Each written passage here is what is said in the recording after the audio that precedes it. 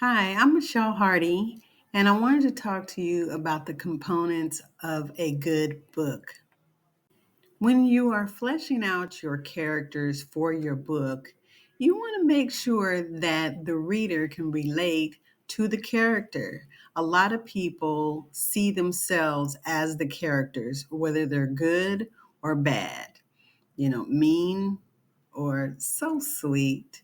So you just want to make sure that when you are writing your book, that you really define who your characters are down to, what they look like, their hair, maybe the shape of their face, the outfits that they're wearing, so people can really see themselves in this book and it will make them engage more, want to read more about the character and what's going on in the book. Some writers will actually write how they're feeling about the character the way that they write.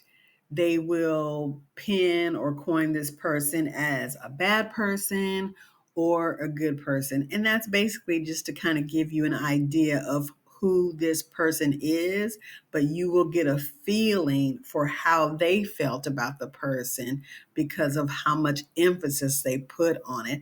And they want you to connect with the characters, so they'll do that. Have you included good dialogue with your characters so that people can really understand the relationship between the characters? So if there is not much of that and then the reader has to really guess, I mean, it's frustrating when, you don't say enough. And then we're wondering like, well, why didn't they say that? Well, why didn't they do that? So just be mindful of this. I know that I've read certain books and it's just like, oh, okay, I know what's going to be next, right? Because it's a certain type of book. But how about having some unpredictability in your book? So at the end, there's this like ultimate climax. It's like, oh my goodness, I can't believe what happened. The ending is just like mind blowing. In your book, you probably want to have a great plot.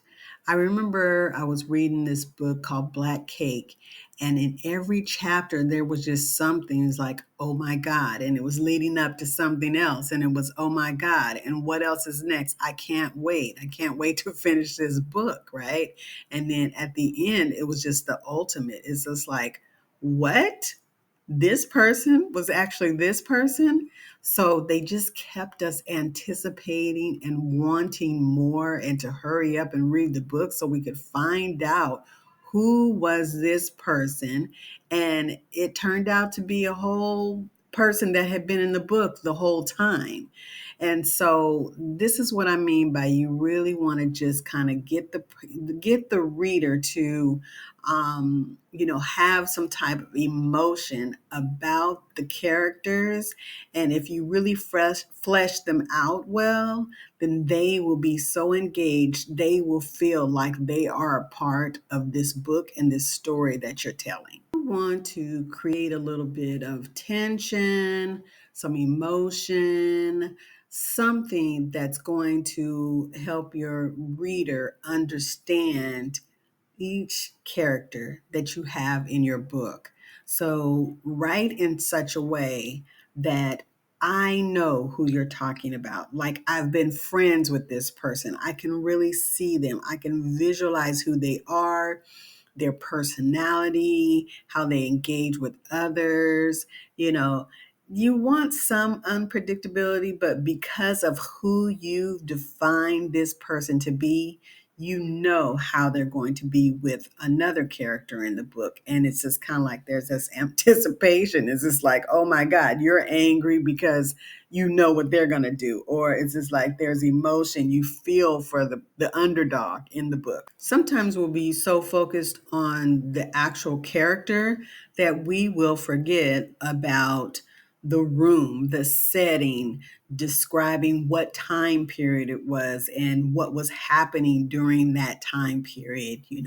I wrote a book and I had to go back to like the 1800s, and that was hard because I'm not from that time, but I really wanted to describe those things in that era, so I had to really do my research to even look up some things. It's like I know what it looks like, but I really don't know the name of it. So it helps for you to really set the tone for the scene, basically. What is your central theme or your message that you're trying to relay to your audience, right? So make sure that overall you really know what the ending is going to be. What are you trying to say after you've said all of this? What is the end thing that you really want the reader to get out of reading this story? Does your character have to save the day, so to speak? Sometimes, we'll want to hear or see a happy ending, but sometimes stories are not like that. Sometimes they just kind of like leave you hanging, and there is no one to save the day, a superhero in the story. But some people want that, and so it may be that your main character is not even doing that. So that's something to think about because, just depending on what type of book you're writing, you may not have a hero.